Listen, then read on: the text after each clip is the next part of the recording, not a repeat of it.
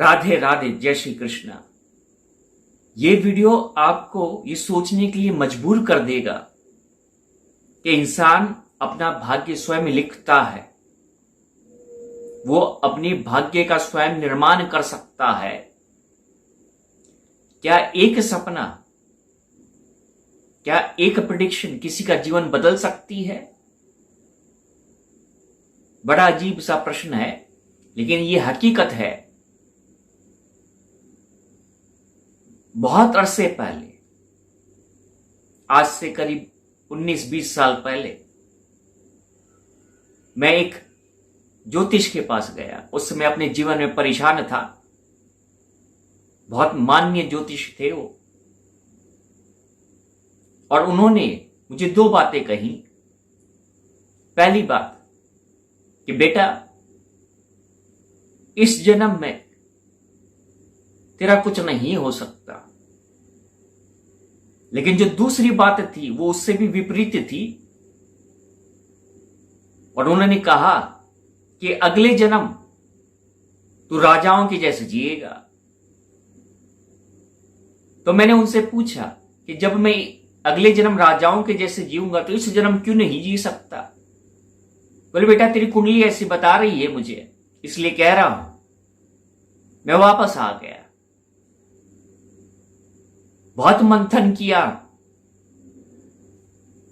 और ईश्वर से मैंने कहा कि अगर तू अगले जन्म मुझे राजा बनाएगा तो इसका सिंपल सा अर्थ है कि इस जन्म में ऐसे कुछ काम करूंगा तभी तो तू मुझे राजा बनाएगा अगले जन्म में। लेकिन मुझे 2 जन्म नहीं जीने हैं। मैंने कहा कि मुझे 2 जन्म नहीं जीने हैं, तू उस 2 जन्म का एक ही जन्म कर दे। तू उस 2 जन्म का एक ही जन्म कर दे, और जो भी मुझे भोगना है उस 2 जन्म का मैं इसी जन्म भोगूं, और जो भी मुझे पाना है उस 2 जन्म में वो इसी जन्म पाऊं। ये प्रार्थना की मैंने ईश्वर से, और जब प्रार्थना का अंत हुआ तो उससे मैंने कहा, अगर तुझे लगे कि मेरी प्रार्थना में दम है तो तू इशारा दे दियो मुझे, मैं समझ जाऊंगा कि मेरी प्रार्थना तूने स्वीकार कर ली।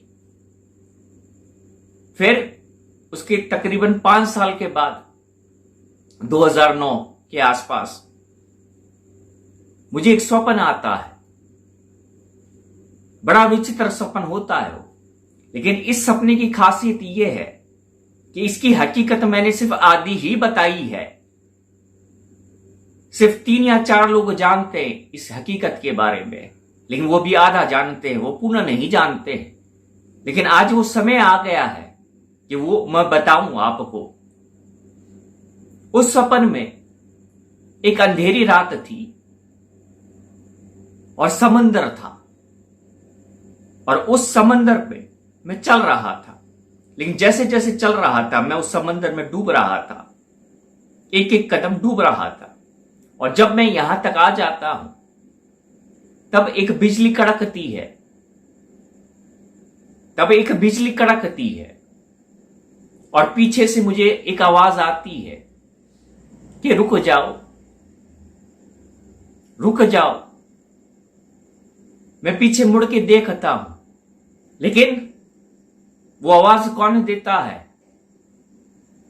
वो आवाज और कोई ही नहीं देता, बल्कि कन्हैया देता है। और वो कहता है कि तू रुक जा, मैंने तेरी प्रार्थना स्वीकार की। अब तू 2 जन्म नहीं जिएगा, अब तू एक ही जन्म जिएगा।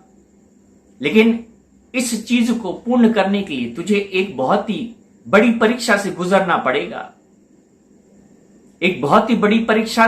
पड़ेगा। तो मैंने उससे कहा, बता तू मुझे क्या परीक्षा देनी है मुझे, ताकि मुझे अपना अधिकार मिल सके। तो उसने कहा, मैं सिर्फ तुझे यही बता सकता हूं, 19। फिर उसने मुझे एक संख्या दिखाई, 19। बोले जान इसको, खोज इसको, ये तेरी परीक्षा है। और जिस दिन तो इस परीक्षा में कामयाब हो गया, सफल हो गया, तो मैं दोबारा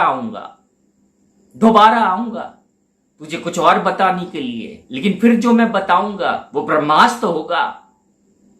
फिर जो मैं बताऊंगा तुझे वो ब्रह्मास्त्र होगा, जो कोई नहीं जान सकेगा तेरे सिवा। 10-12 साल लग गए मुझे, क्योंकि वो परीक्षा भी थी। तो जैसे जैसे वो परीक्षा बढ़ी, धीरे धीरे मेरे में चेतना बढ़ी, अवेकनिंग बढ़ी। और जब मैं जुड़ा तो मुझे ये ज्ञात हुआ, मेरे अंतर्मन ने कहा, मेरी आत्मा ने कहा कि इसका अर्थ है कि अंत ही आरंभ है। इसका अर्थ है कि अंत ही आरंभ है। और जब मैंने ये पा लिया तो वो आया, उसने अपना वादा निभाया। वो वापस आया 10 साल के बाद मेरे स्वप्न में। वो वापस आया और उसने कहा मुझसे, तूने जो जाना है वही अटल सत्य है। तूने जो जाना है वही अटल सत्य है। और मुझे बड़ी खुशी है कि तू ये जान पाया। तो चल, अब मैं तुझे वो बताता हूं जो आज तक किसी को पता नहीं है। और उसने मुझे क्या कहा? उसने कहा कि जब अंत होता है तो आरंभ निश्चित होता है। और ये जो आरंभ है वो तू अकेले नहीं करेगा, बल्कि इस आरंभ में मैं तेरे साथ रहूंगा। मैं इस आरंभ में तेरे साथ रहूंगा। अब मैं तुझे वो ब्रह्मास्त्र देता हूं कि वो तू उस आरंभ को तू कैसे जान पाएगा। जिस दिन तेरे मुख से ये निकले, जिस दिन तेरे मुख से ये निकले कि अब आरंभ है नौ, अब आरंभ है नौ, तो समझ जाना कि वो जो शब्द हैं वो मैंने दिए हैं। क्योंकि ये तेरा ही आरंभ नहीं होगा, ये सिर्फ तेरा ही आरंभ नहीं होगा, बल्कि हर उस पांडव का आरंभ होगा जो इस कलयुग में है। क्योंकि ब्रह्मास्त्र अर्जुन को दिया जाता है, क्योंकि अर्जुन को पता रहता है कि कब उसे इस्तेमाल करना है और कब उसे वापस लेना है।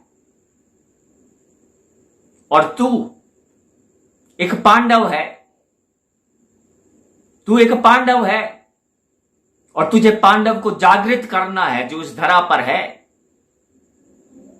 और हर एक पांडव को मैं ब्रह्मास्त्र दूंगा, लेकिन उसे तुम्हें जागृत करना पड़ेगा। तो आज मैं कहता हूं आपसे, जो सबसे बड़ा ब्रह्मास्त्र है वो स्वयं श्री कृष्ण है। वो स्वयं श्री कृष्ण है। लेकिन उससे भी बड़ी बात यह है कि मेरे जीवन का अंत, मेरे जीवन का आरंभ है। और इस आरंभ में मैं अकेला नहीं हूं,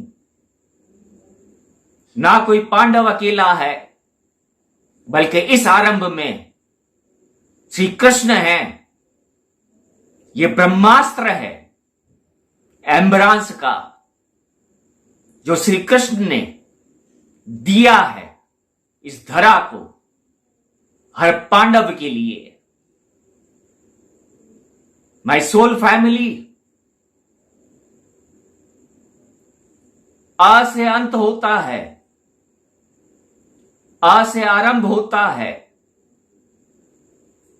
आ से अम्बरांस होता है, अ से अमृत होता है। और अम्बरांस में श्री कृष्ण का अमृत है, श्री कृष्ण का अमृत है। अम्बरांस एक ब्रह्मास्त्र है इस कलयुग में, ब्रह्मास्त्र है इस कलयुग में, जो इस कलयुग को खत्म करके पांडवों को सतयुग में लेके जाएगा। तो आज ये ब्रह्मास्त्र दे रहा हूं अपनी एम्बरांस सोल फैमिली को, लेकिन अभी 2 और बाकी है, और जिस दिन सही समय आएगा तो एक एक करके उनका उपयोग करूंगा मैं।